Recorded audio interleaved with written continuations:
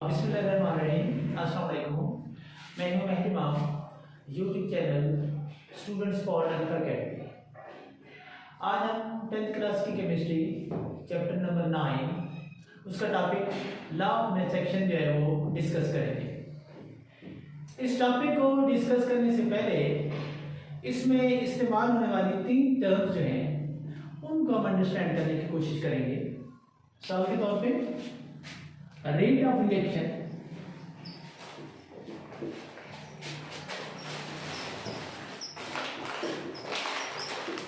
Number 2 active mass, number 3 molar concentration.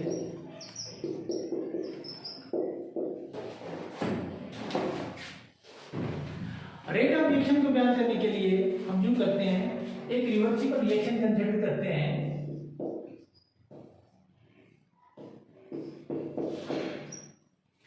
ये reactants है और ये प्रोडक्ट्स है।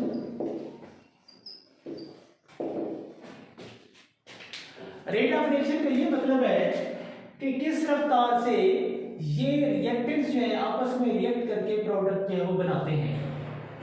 रेट ऑफ रिएक्शन से ये मुराद है कि रिएक्टेंट्स किस रफ्तार से रिएक्ट करके प्रोडक्ट जो है वो बनाते हैं। Number 2 active mass. Active mass का कॉन्सेप्ट यूं है कि इन रिएक्टिंग सब्सटेंस के एटम्स या मॉलिक्यूल की वो तादाद जो आपस में रिएक्ट करती है और प्रोडक्ट जो है वो बनाती है। मिसाल के तौर पे इसके 1000 मॉलिक्यूल हैं, इसके भी 1000 मॉलिक्यूल एटम हैं, तो ये सारे के सारे जो है आपस में रिएक्ट करके प्रोडक्ट में तब्दील नहीं होते। इसके कुछ मॉलिक्यूल जो हैं वो रिएक्ट करते हैं और प्रोडक्ट में तब्दील होते हैं। सिर्फ और सिर्फ वो एटम या मॉलिक्यूल जो आपस में रिएक्ट करते हैं जिनकी एक खास किस्म की एनर्जी होती है जिसको हम एनर्जी ऑफ एक्टिवेशन कहते हैं।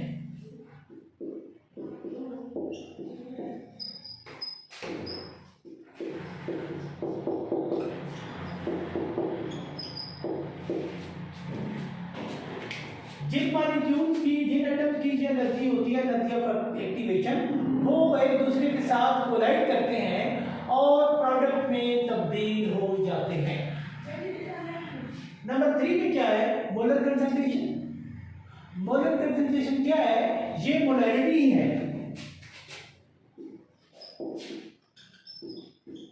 मोलैरिटी को हमने डिफाइन किया था, इसको हमने स्टडी किया है 9th क्लास में। It is the number of moles of solute dissolved in 1 decimeter cube of solution.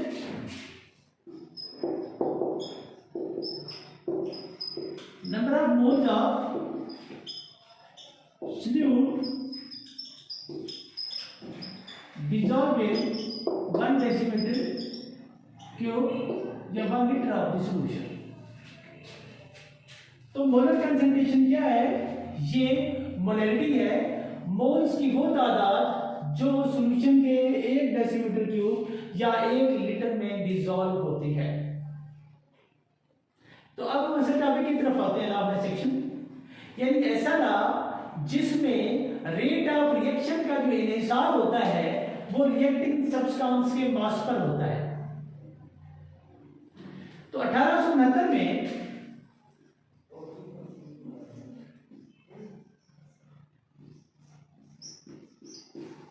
गुडबर्ग और बिग ने ये लॉ पेश किया। इस लॉ के मुताबिक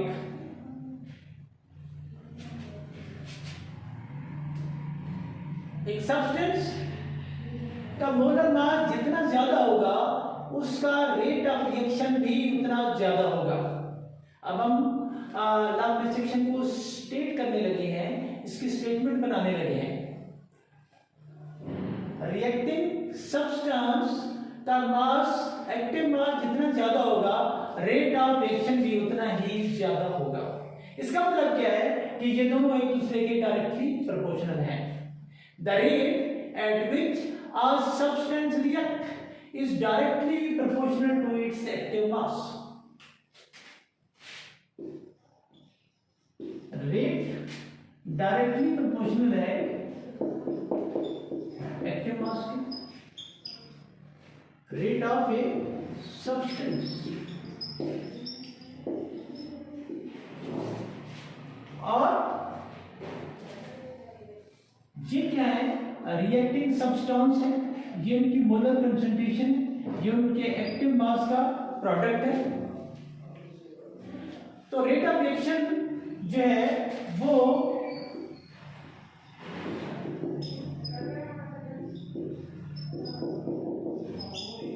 डायरेक्टली प्रोपोर्शनल है रिएक्टिंग सब्सटेंस के एक्टिव मासेस के प्रोडक्ट के। 1869 में गुडबर्ग और बेग ने जो है लॉ ऑफ सेक्शन पेश किया। The rate at which a substance react is directly proportional to its active mass, and the rate of reaction is directly proportional to the product of the active mass of the reacting substance. अब हम active mass को क्या consider करते हैं, generally active masses को हम molar concentration का नाम देते हैं, और मोलर कंसंट्रेशन में इसका यूनिट क्या होता है, मोल पर डेसीमीटर क्यूब। और मोलर कंसंट्रेशन को हम स्क्वायर ब्रैकेट से जाहिर करते हैं। 1869 में गुडबर्ग और बेग ने लॉ ऑफ सेक्शन पेश किया। इसके मुताबिक the rate at which a substance is react directly proportional to its active mass, यानी जितना एक्टिव मास उस सब्सटेंस का ज्यादा होगा उसका रेट ऑफ रिएक्शन भी उतना ज्यादा होगा। और रेट ऑफ रिएक्शन जो है ये रिएक्टिंग सब्सटेंस की एक्टिव मासेस के प्रोडक्ट के जो है वो बराबर होता है। और इस एक्टिव मास को हम क्या लेते हैं, इसको हम मोलर कंसंट्रेशन कंसीडर करते हैं, ख्याल करते हैं, और इसका यूनिट क्या होता है, मोल पर डेसीमीटर क्यूब होता है, और इसको स्क्वायर ब्रैकेट से जाहिर किया जाता है। अब हम अगेन यहां से स्टार्ट लेते हैं। मसलन ए और बी जो है ये रिएक्टेंट हैं और सी और डी प्रोडक्ट्स हैं। तो ए की जो मोलर कंसंट्रेशन है उसको ए स्क्वायर ब्रैकेट से जाहिर करते हैं, और बी की जो मोलर कंसंट्रेशन है उसको बी स्क्वायर ब्रैकेट से जाहिर करते हैं। सी की जो मोलर कंसंट्रेशन है उसको सी स्क्वायर ब्रैकेट से जाहिर करते हैं, और डी की जो मोलर कंसंट्रेशन है डी स्क्वायर ब्रैकेट से जाहिर करते हैं। According to law of section, the rate of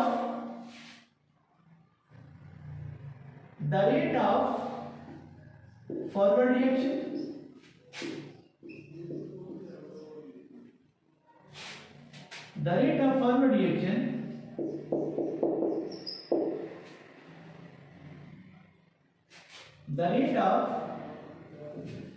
forward reaction is directly proportional to product of molar concentration of the reacting substance।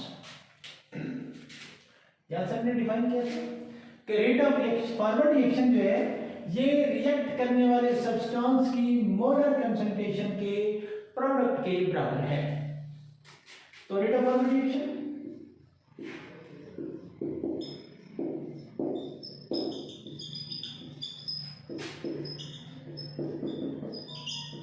equal to AF, molar concentration of A and molar concentration of B. Similarly,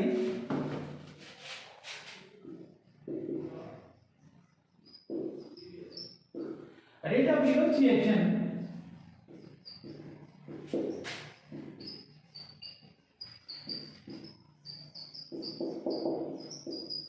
directly proportional to reverse reaction में ये reacting substance हैं, forward reaction में ए और B reacting substance हैं।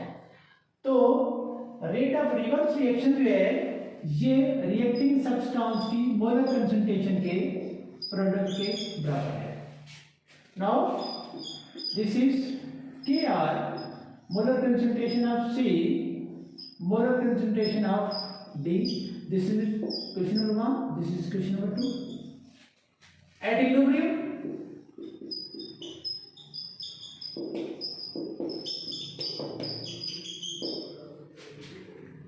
rate of forward reaction equal to rate of reverse reaction. This is forward reaction, rate of reverse reaction. And Kf, molar concentration of A, molar concentration of B equal to Kr, molar concentration of C, molar concentration of D. Now Kr इधर आके divide हो जाएगा और ये denominator में जाएगी।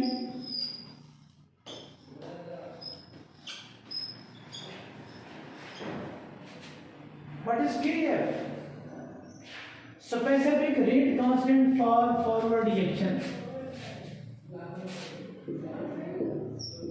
Kf specific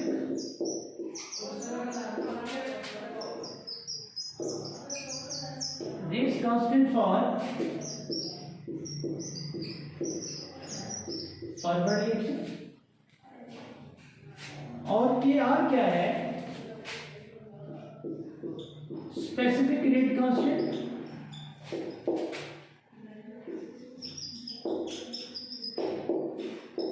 for reverse reaction.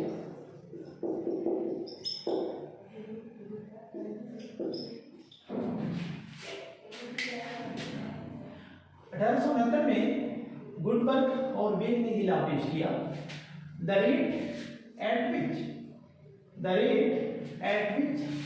a substance reacts is directly proportional to its active mass and the rate of reaction is directly proportional to the product of its active masses of the reacting substance. Now active mass, we consider active mass molar concentration. Active mass को हम molar concentration consider करते हैं। इसका unit क्या होता है? मोल पर decimetre cube और इसको स्क्वायर ब्रैकेट से जाहिर किया जाता है। Now we consider a reversible reaction A + B, reversible reaction C + D। ये A और B रिएक्टेंट्स हैं और ये प्रोडक्ट्स हैं। A की मोलर कंसंट्रेशन को A स्क्वायर ब्रैकेट से जाहिर करते हैं, B की मोलर कंसंट्रेशन को B स्क्वायर ब्रैकेट से जाहिर करते हैं। Now cutting to now section कि रेट ऑफ फॉरवर्ड रिएक्शन जो है ये रिएक्टिंग सब्सटेंस की मोलर कंसंट्रेशन के प्रोडक्ट के डायरेक्टली प्रोपोर्शनल है और रेट ऑफ रिवर्स रिएक्शन जो है वो रिएक्टिंग सब्सटेंस, जब रिवर्स रिएक्शन होगा तो ये रिएक्टिंग सब्सटेंस होंगे उसकी मोलर कंसंट्रेशन के प्रोडक्ट के जो है डायरेक्टली प्रोपोर्शनल है। तो हम इसको यूं लिखेंगे rate of reverse reaction proportional to molar concentration of C, molar concentration of D equal to Kr, molar concentration of C, molar concentration of D. What is Kf? It is specific rate constant for forward reaction. ये एक rate constant है forward reaction के लिए कि किस रफ्तार से reaction जो है वो फॉरवर्ड रिएक्शन जो है किस रफ्तार से फॉरवर्ड डायरेक्शन में प्रोसीड करता है। और Kr जो है specific rate constant for reverse reaction कि किस रफ्तार से जो रिवर्स रिएक्शन है वो रिवर्स डायरेक्शन में प्रोसीड करता है। अब इक्विलिब्रियम मतलब क्या होता है? Rate of forward reaction equal to the rate of reverse reaction. इनकी वैल्यू जहां पे पुट करेंगे ये इधर आके डिवाइड हो जाएगा और ये इधर आके डिवाइड हो जाएगा। ये Kf और Kr ये दोनों चूंकि कांस्टेंट हैं इसलिए ये एक और कांस्टेंट के बराबर में इसको लिखते हैं Kc equal to molar concentration of C, molar concentration of D over molar concentration of A और मोलर कंसंट्रेशन ऑफ B। अगर आपको वीडियो पसंद आए तो तो इसको लाइक करें, शेयर करें, चैनल को सब्सक्राइब करें, और अगर कोई डिफिकल्टीज हो तो आप कमेंट बॉक्स में कमेंट पे वो सबमिट करें। ओके, अल्लाह हाफिज़।